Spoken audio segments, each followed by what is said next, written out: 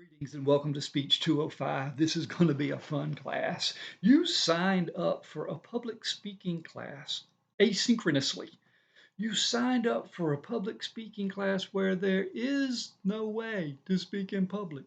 This is just one of the most magic things in the whole wide world. Congratulations. I think in some ways you have beat the system. My name is David Bender.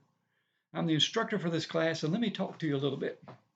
First of all, I'm going to talk to you a little bit about way back in the day. Way back in the day, I was given the opportunity to go into a classroom, very much like the ones you've been into at York Tech, I'm sure, to go into one of those classrooms and to give a speech or at least to give a presentation to the high school class that was there. Now, I didn't know a whole lot about the high school class. I knew that this was an evening class, so for some reason or another, they couldn't go to the regular high school, to the morning high school. I knew the time, the place, and the location, and when I was supposed to be there, and all of that stuff. But one thing I did not know what I was supposed to speak about. Had no idea what I was supposed to speak about. It was a little bit awkward, so I went to the class and I introduced myself to the teacher and shook her hand and hoped that she would say, "Oh, are you ready to talk about this or talk about that or talk about the other?" But she didn't mention anything. And I was just dumb enough not to ask anything. So lo and behold, I walked to the back of the class, sat there in the corner, and I waited. I waited for all the little class members to come in, all the students to come in. I waited for the teacher to start talking. And before she introduced herself, maybe she would give me a hint as to what I was supposed to be talking about, or give the students a hint as to what I was supposed to be talking about. I had no idea, but she didn't. So lo and behold, what happens to me? She calls my name out, tells me where I'm from or whatever, and I stand up before the class trying to decide what to tell the class. And I decide, okay, so these class members, these students might very well have trouble finishing school, more trouble finishing school than others. So I said, I'm going to talk about education. That's what I'm going to talk about. And I got up there and I railed on education, saying you need your education. Whatever you're going to do in life, a little bit more education will help, whether it's a 2 year degree, a 4 year degree, a tech school degree, or whatever degree or certificate, or whatever it is. Go and continue to learn all your life. Continue to learn, continue to work hard. I didn't say make something of yourselves, but continue to work hard and continue to strive for your education. And then I said, bye. Over the many years, I've thought to myself, self, what, what should you have told those students? I mean, truly, what should you have told those students? And thinking back, if I had the opportunity to do it again, and I had one opportunity to talk to this group of students, what I would tell them is I would say, well, first of all, I did some research on it. I actually did some research on it for some left-leaning places and some right-leaning places. I looked at Post and I looked at Reader's Digest, and I asked, I looked up and said, okay, what are some of the most important decisions we make in our lives? And both the left and the right came sort of together to agree that these three are very much to the top. So I would have told my students back in that day, in that speech, I would have told them, first of all, as both of these resources back up, to watch out for your partner. Second is to find your passion. And third is to follow your purpose in life. So first of all, we transition and talk about a partner. Partner is the one. Let's put it this way: a lot of people decide to stay single, and that's great. End up staying single, and wonderful. They can make their best selves, without a partner in life. But I would say probably the vast majority of people find that partner in life, the one that they follow around in life, the one do they make memories with, the last one they see in the evening, the first one they see in the morning, the one they go on vacation with, the one they make families with, oftentimes, not all the time, but oftentimes, the ones who become family to themselves, they find that partner in life. And sometimes it's not all that easy to find that partner in life, but they find that partner in life. And that's one of the most important decisions of your lifetime, I would have told the students back then. And why is it such an important part of your life? It isn't so important because your partner in life will know you so well. They will be able to lift you up, to be able to be a person that you never thought you could be, to be a better person that you ever dreamed you can be. They'll have that power over you, and they will also, if you get the wrong partner, have the power to cut you down and make you be and feel like nothing. So watch your partner. Give it good consideration as to who you end up marrying or not marrying, or being with or not being with, or coveting to or not coveting to. Watch who you get for a partner. I got a friend. Oh, she is much older and wiser now, but when she was back in her late teens, when she was back in her early 20s, she used to keep bringing these guys around, and I was kind of looking at him and said, well, what is it about these guys? And I finally asked her, I said, now, why do you bring around these guys? She said, well, I like the bad boys. And when I say that, when I say I like the bad boys, oh, a lot of folks who have the persona as bad boy are just the best people and have golden hearts. You know that. But these aren't the kind of people, these aren't the kind of guys that she was bringing around. She was bringing around the true bad boys. And as she brought around the true bad boys, she finally learned things in life she never should have had to learn in life. She learned what it was to be assaulted. She learned what it was to be afraid. She learned what it was to go to court. She learned what it was to get into a restraining order. She learned all of these things. And I don't blame her at all. I don't blame her at all. All this says is I would have told the students back in that day, be very, very careful when you are choosing your partner in life because it makes a big difference. So I've talked about the partner. Let me go on and talk about the passion in life because we all have things that make us passionate. And I know we have things that make us passionate. We need to figure out and list and know and claim the things that make us passionate.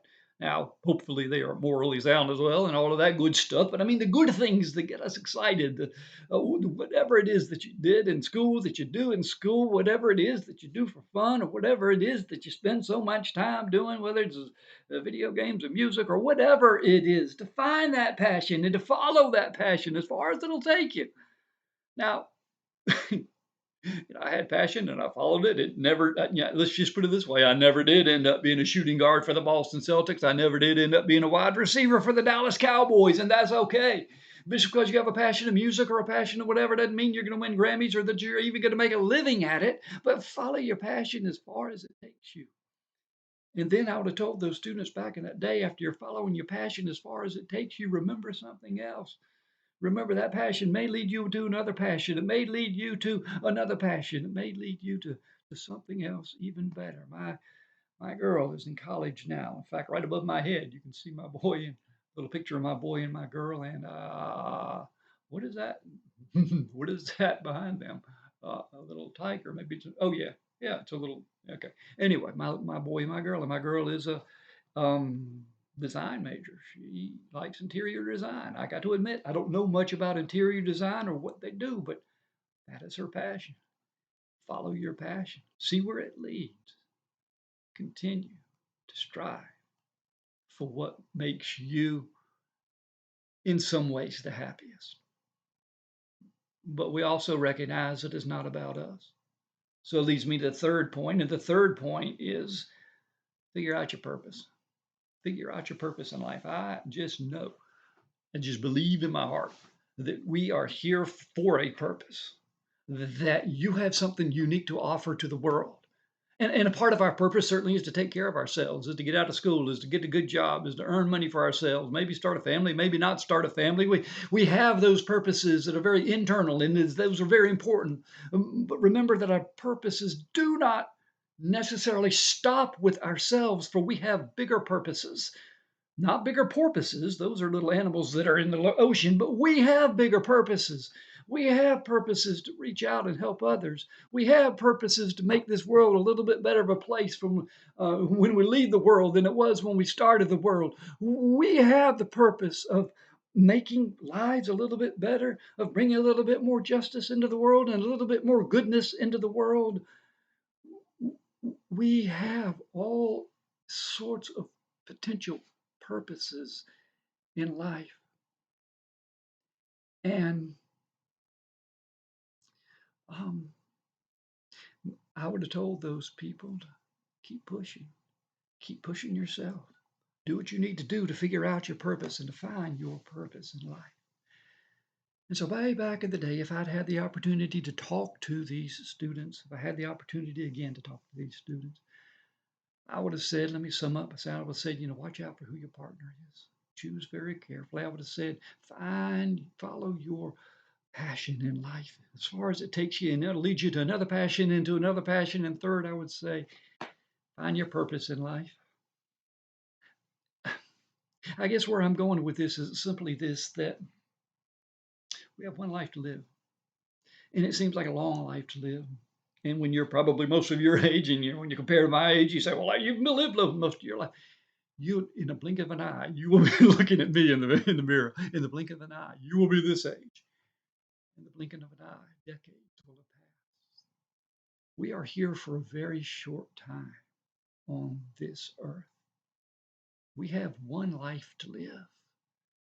What I would have told those students back in the day is we have one life to live. You might as well live it well. Live your lives well. Live your lives good. Live your lives. At least that's what I would have told them back in the day. So I'm going to pull this down a little bit so I can sit back a little bit. So my question is, okay, if that's what I was told back in the day, why in the world did I tell you that today? I'll tell you why I told you that today. Because, you're in school. You're in school, you're taking a lot of classes. I assume maybe this is the only class. I don't know. But you're in school to learn. You're in speech communication to learn. And in truth, you're going to learn something.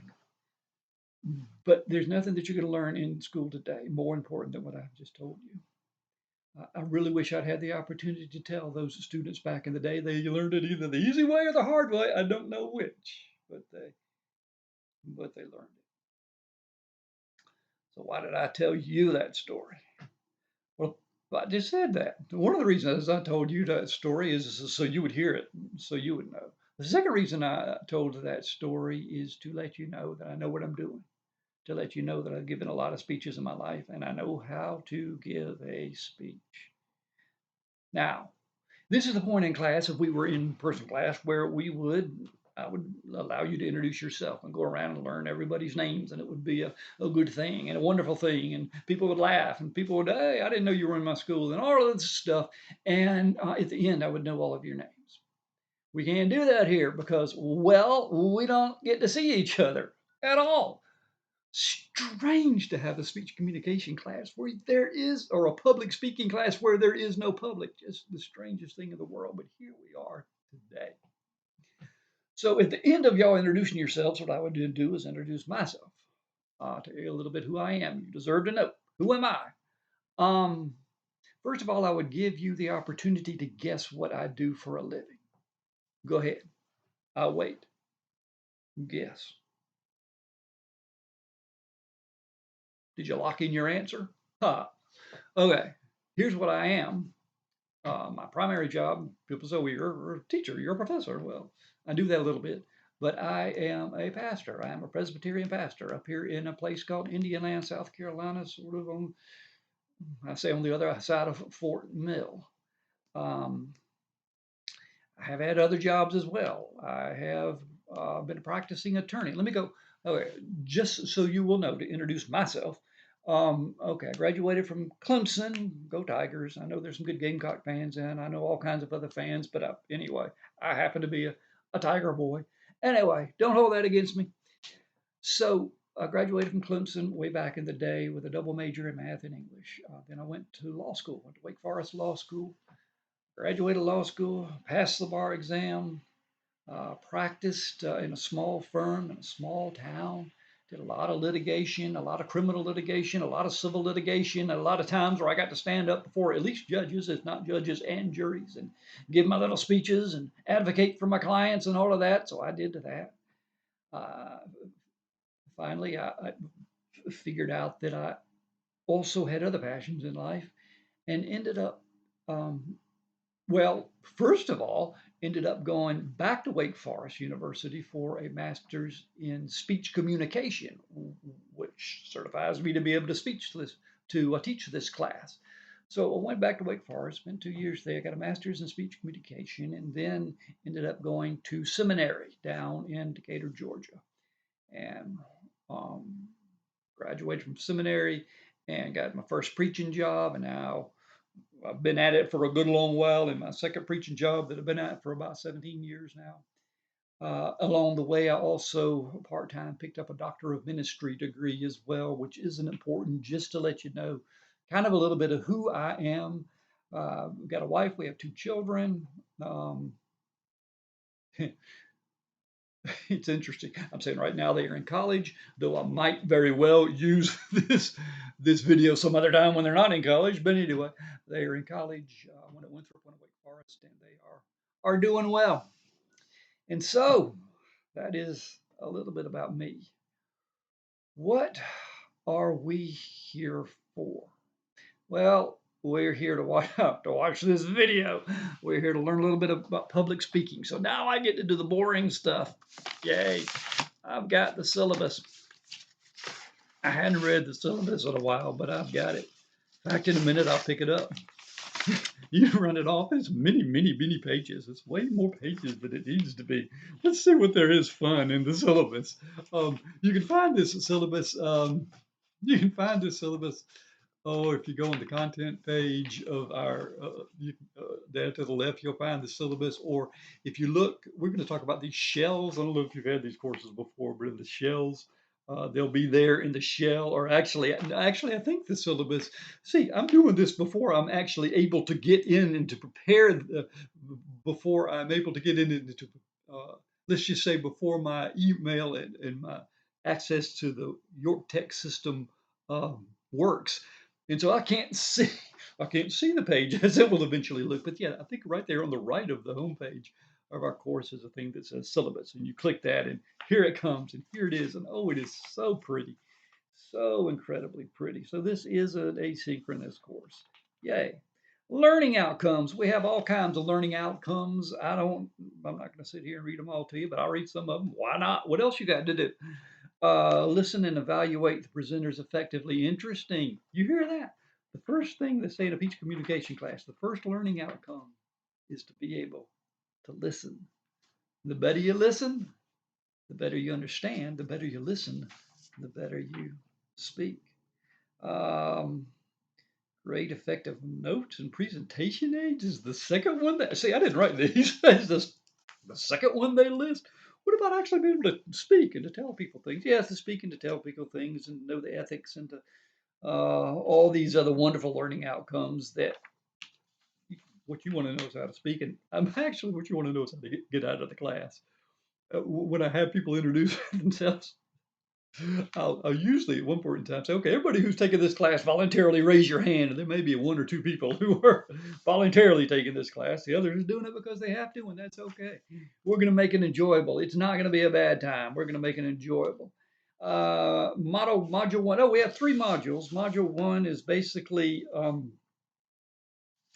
Module 1 has all kinds of wonderful things under here that I hadn't read in a long time. But as far as grading goes, you got a module 1, a module 2, and a module 3. The module 1 are all the assignments, and there are a lot of assignments. I know we got 7 or 8 quizzes. We have other assignments there, and they all kind of gather together in module 1. Module 2 is the informative speech and the informative speech outline. And I think included in module 2 is also a self-evaluation you'll do on your informative speech. And module 3 is the persuasive speech and in the outline as well. Note this from the beginning. I might say this a million times and I might not. You need to give a PowerPoint. You need to do a PowerPoint, submit a PowerPoint for your persuasive speech. For your first speech, for your informative speech. You don't need to do one for your persuasive speech, but you need to do one for your informative speech. We're an asynchronous class. What good is it going to do? I don't know. I don't make the rules. All I know is that that's the rules. Just joking.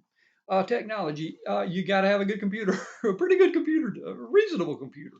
If you don't have a good computer, if you don't have a reasonable computer, if you're struggling with it at all, go to York Tech and they will, hopefully, they have a technology, whatever, not program, probably program, but they have a technology office and they can help you if your computer is not up to grade to do this because you have a real hard time doing this without a good computer. Okay, I'm going on. These aren't even numbered. Anyway, grade scale, A, B, C, D. We don't talk about the D and F. But anyway, those are options too. 10 points per grade range. That's just how they do it. Additional information. What other additional information do we have? Tardies. Yeah, this is great. You have tardy. We have an asynchronous class. I don't have to be in class. How can I be tardy? I don't think you can be. That's all right. Don't be tardy. Now, it is a big thing about absences. He said, well, how can I be present or absent? We'll talk about that in a minute when we get to this document. We'll talk about that. We will take attendance. Um, and note that I think you get one absent for every 10 class periods, which means we have 16 basically class periods, which means you have like a absent and a half, 1.5 absences that are allowed.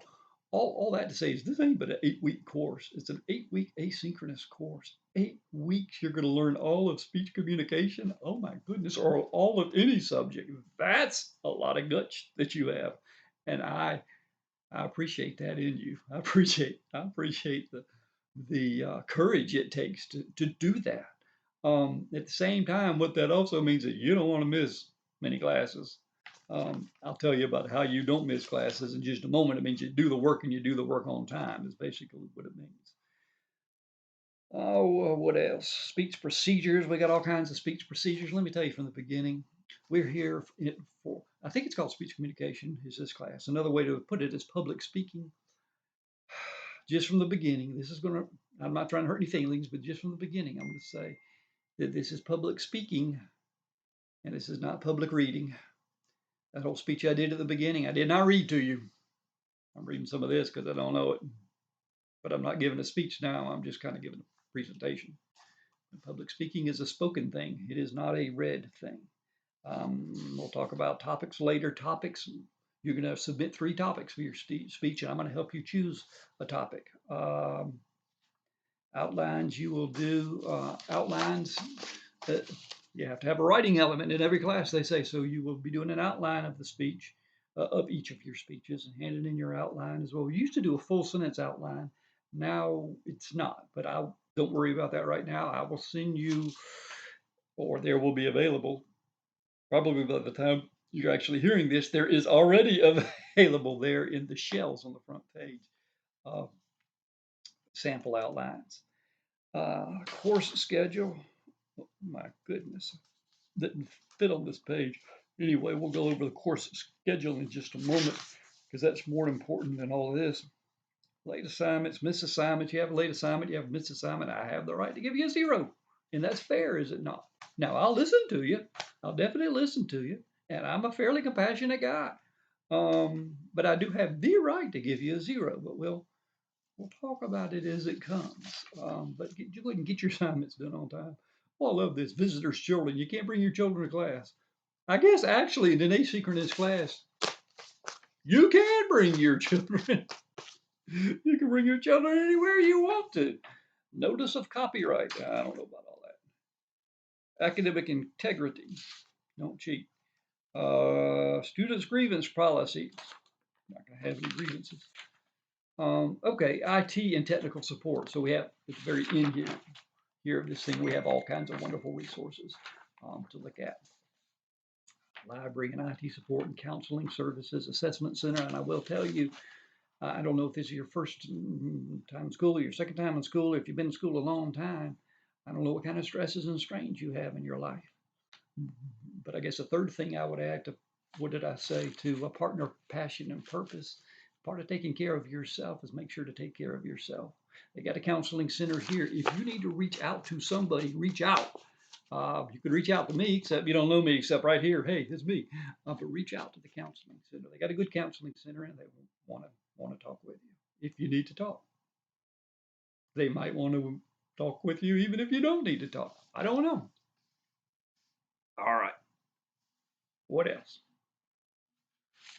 I've just got through redoing this. This is your best friend, and your second best friend are the sample speeches that I'm going to give you. This is your best friend in this course. This is indeed the course agenda. You will need when you do your first assignment, your first assignment is coming up. Your first assignment is going well is A, to watch this introduction to class. Hey, you're doing it. And another one is to one of your first assignments is to take a syllabus quiz. So that's actually not until later in the first week. But anyway, so you got your syllabus. You're going to need your syllabus out when you take your syllabus quiz. But let's talk about this. This is the course agenda, and it is long. 1 pages, 2 pages, 2.5 pages. Well, plus some explanation of exactly what I'm about to tell you at the bottom. And that seems like long, and that seems like too much work. I promise you it's not. It's not too much work. So trying to literally shove 16 weeks of work into 8 weeks is interesting, but it's not. Now, the work is a bit heavier as you get started. As we get into the 2 major speeches, one is right at midterm and one is right at the end.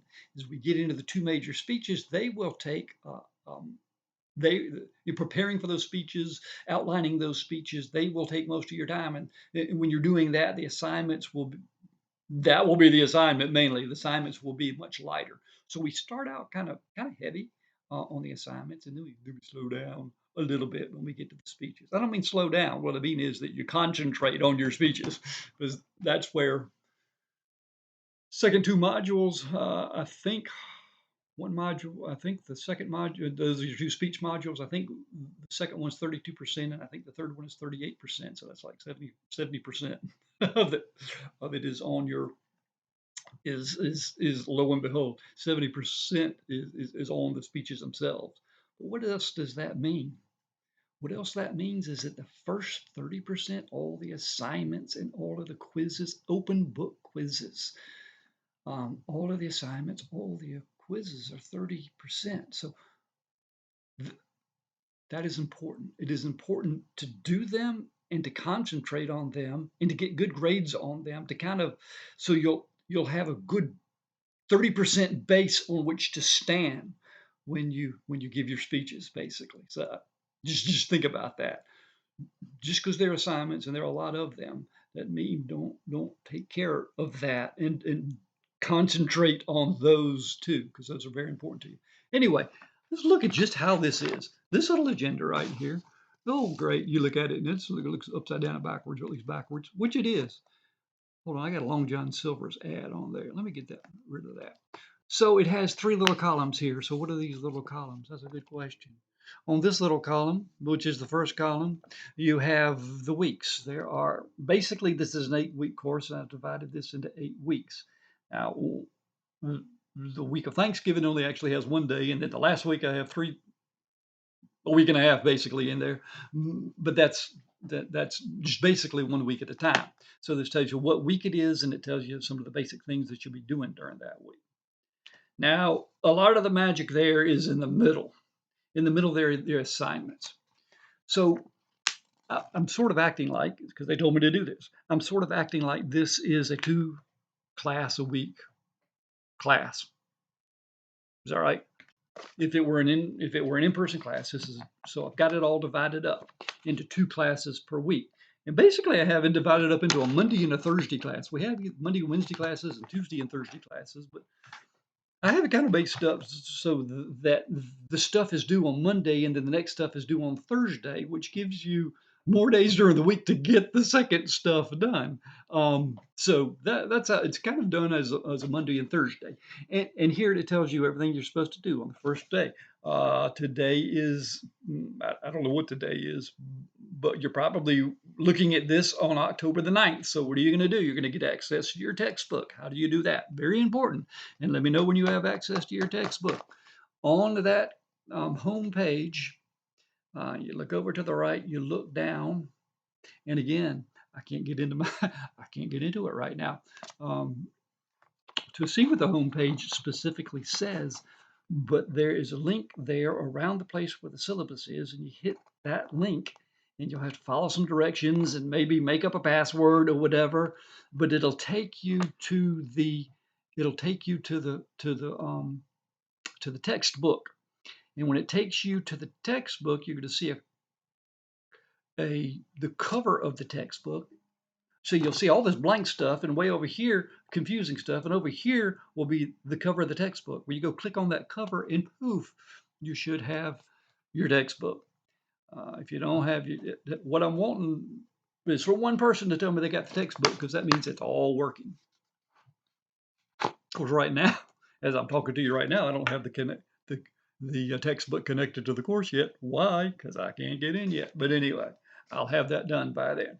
So you get your textbook, you watch a lecture that you're watching right now. You got to submit me 3 potential topics for your informative. And when I'm talking about topics, I'm talking about a person, place, or thing or idea that you want to teach us about, basically, is what I'm looking for in the informative speech. We'll get to persuasive in a bit. Persuasive is where you're trying to, well, you're trying to change us. You're trying to get us to do something differently, or to think a different way. In the informative speech, you're just trying to teach us something. Now, we'll also talk about the fact, you'll see another lecture, that there's not as big of a difference between informative and persuasive speeches as we say there are, but whatever. Anyway, so this is basically what it is. So, and all of these, for those shells there again on the home page, go down to the left, there will be a weekly shell. There will be 8 weekly shells down there, and they'll have the dates. So the first shell will be October 9th through 13th.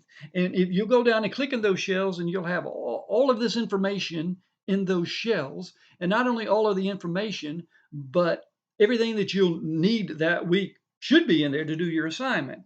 So there should be a link to the I guess that's all you got here. A link to the lectures. There will be a Dropbox for you to put your 3 topics in.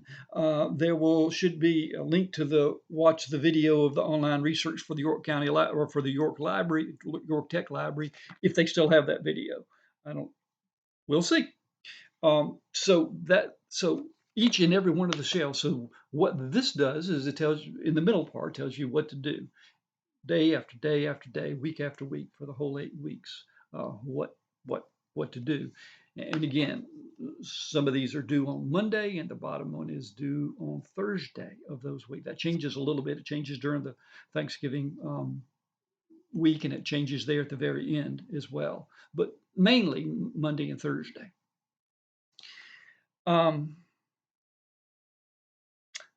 What else? This section. So, okay, I said we're going to take attendance. How are we going to take attendance? How do I take attendance if I know I'm not supposed to be in class? Well, you take attendance by doing some of the work over here. So there'll be one of these assignments. This is the first one. One of these assignments will be over here. When you do that assignment, then poof, I will see indeed that you've done that assignment. You will get it checked off, and you will be counted present. But if that assignment is not done on the day that it says it's supposed to be on, then you get an absence. And remember that whole 1.5 absence. I'm not saying that I'll drop you if you have 2 absences, but it'll be time to have a conversation. Let's say that. And they give me the right to drop you, but that's not what I want to do. What I want to do is to work with you and to see you in this strange online environment, in this strange asynchronous class that takes all the public out of public speaking. I want to see you. I want to see you not just survive. I want to see you thrive. I want to see you learn. I want to see you grow. I want to see you succeed in this class. So, okay, so what does it say? It says to be counted present for Monday, October 9th, then you have to watch this lecture. And in order to be counted present for Thursday, October the 12th, you need to take the quiz number 2 on chapter number 2. Remember these quizzes, and again, you'll have the textbook available to you right there. The link to the quizzes will be there on the shell, in the shells, in each shell, once I get them set up in each shell. Also, as you know, you can go and find the quizzes on the content page and all the drop boxes on the content page as well. I got a little drop down here from the top, and you'll find those as well. So you'll have assignments that you need to drop in the Dropbox, like in I feel really dumb trying to tell you how to use a Dropbox. I'm not going to tell you how to use a Dropbox. So this is very important to you, and we will follow this week by week, week by week, week by week. We will follow this. Um, Again, the whole course is built leading up to the first speech and leading up to the second speech. You will also have time. One of the things that I do is give my students. We have a day to go into the library, not to the library, to go into a computer lab and to have that day to research. So those days are built into here as well. Again, I will probably continue to remind you of what's coming up, but as college students, I really shouldn't have to. Really, I should just say, here it is, follow it. It's in the computer, and it's in the shelves, and go for it. Okay, so very interesting. 35 minutes and 45 seconds. I don't know if I have anything else to say. Seems like I ought to say something. Oh, at the bottom of the agenda, it says on the third page at the bottom of the agenda, I again explain all what the three columns are to you again. You're welcome for that, which means that if you didn't take notes and if you say, oh, what are those columns about? Why, look, we can read. Cool. All righty. So what are you going to do now? What you're going to do now is, okay, you're going to get access to your textbook and email me, tell me you got access to your textbook, and I will be excited. You watch the lecture. You're going to get me 3 potential topics. You're going to for your informative speech. Again, for your informative speech means what? You're going to teach us something, person, place, thing, or an idea, whatever you want to teach us about. Give me 3 topics. I will kind of choose one for you. And then you're going to watch a video of online research to the York Tech Library if I can find a link to that. They used to have a link to that I used to use. I don't know if they still do or not, but more than likely you've already used the York Tech Library as well. So that's good too. Now, note that, okay, and here's what you do when you're doing your stuff on Monday. You say, okay, what's coming up on Thursday? Well, what is coming up on Thursday? Note that on Thursday, you're going to have your first speech. It's an assignment speech. It's not a real speech, but you're going to submit your speech. You're going to submit it there into the drop boxes. When you have assignments due, please get them in the drop boxes and don't email them. Don't email them to me. Unless there's a big, big, huge problem, because I'm not looking for them in the email. I'm looking for them in the box. I might miss them in the email. I might get an email and a week and a half later, forget I got that email and forget I got that assignment. So do your best to put them in the Dropbox because that's where I'm looking for them. So again, you have a wonderful introduction speech coming up. Now, when I say introduction speech, it's not today, it's Thursday, and you're going to do it online. You're going to submit it. You don't just babble and ramble. What you do is you look, and there are going to be specifics that I'm looking for, specific instructions to follow for this speech and for the other speeches as well.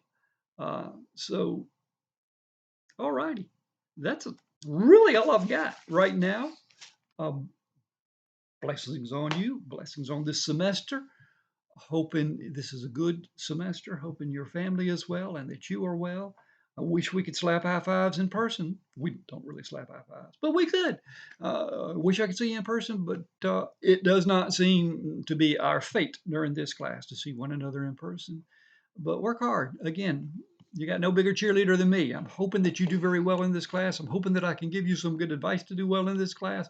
And I'm hoping that you learn how to speak in public just a little bit better, or maybe even a lot of bit better. Alrighty, I'm going to let you go to get on your other assignments. And will you see me again Thursday? I don't think you'll see me again actually until 1 week from today with another wonderful lecture. Y'all have a good weeks. I could say good weekend, but it's only Monday when you're watching this. So y'all have a good week, and I will see you soon. Bye-bye.